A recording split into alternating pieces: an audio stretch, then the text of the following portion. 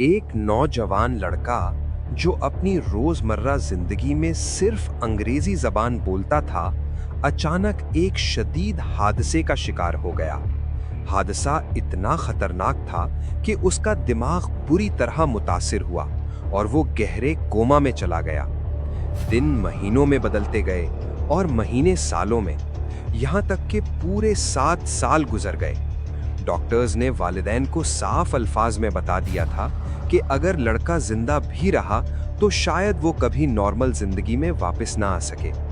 घर वाले हर दिन मायूसी और दुआ के दरमियान गुजार रहे थे। फिर एक दिन अचानक वो मौजज़ा हो गया जिसकी किसी को उम्मीद नहीं थी। लड़के ने आहिस्ता आहिस्ता आंखें खोली, सांस मामूल पर आई और वो होश में आ गया। लेकिन असल हैरत उस वक्त हुई जब उसने बोलना शुरू किया। वो अंग्रेजी नहीं बल्कि रवानी से जर्मन ज़बान बोल रहा था।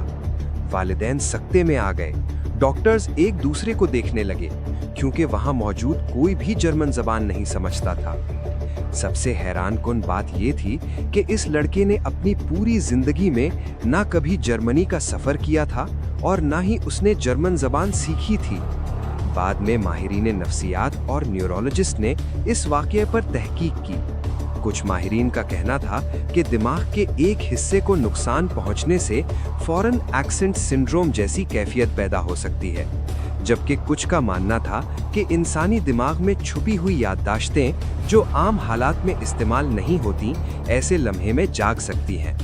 मगर हकीकत ये है कि आज तक ये वाक़या मुकम्मल तौर पर समझा नहीं जा सका। अगर आपको ये कहानी दिलचस्प लगी तो वीडियो को लाइक करें और ऐसे मज़ीद हकीकी वाक़यात के लिए चैनल को सब्सक्राइब करें।